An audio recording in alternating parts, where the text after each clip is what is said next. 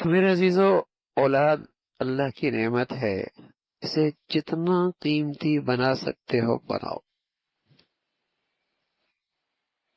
اس پہ سرمایہ کاری کرو۔ کتنی امت کی مائیں ایسے گزری ہیں جنہوں نے زندگی تو قناعت اور سادگی پہ گزاری، لیکن اپنی اولاد کے لیے سب کچھ قربان کر دیا۔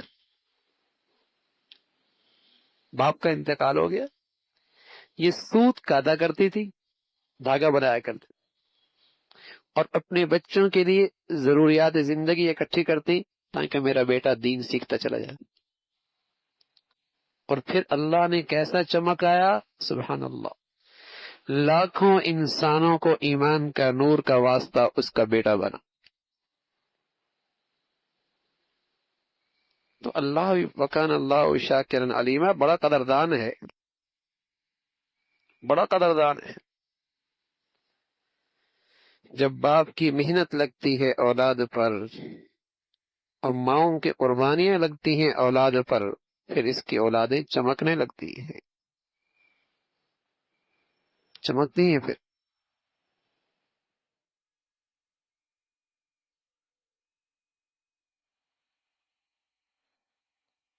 نسلوں کی زندگیاں سنورنے لگتی ہیں اس اولاد کے بدولت۔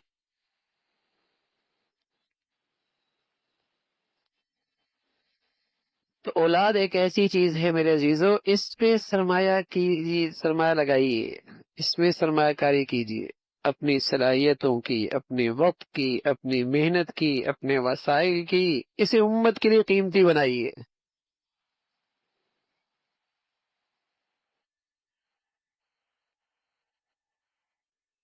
اسے اسلام کے لیے قیمتی بنائیے۔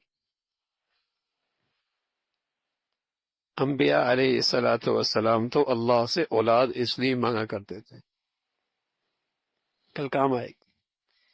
پھر اس کے پہنانا، اس پر بھی آپ کو ثواب ملے گا، اس کو کھلانا، اس پر بھی ثواب ملے گا، اس کے لیے وقت صرف کرنا، اس پر بھی آپ کو اجر ملے گا۔ ہاں، مسجد اللہ کی دین کے لیے ہوتی ہے نا، تو اس کے گرد جتنی محنت ہوتی ہے عبادت بن جاتی ہے۔ جب اولاد ہی اللہ کے لیے ہو جائے تو اس کے گرد جتنی محنت ہوگی وہ بھی عبادت بن جائے گی۔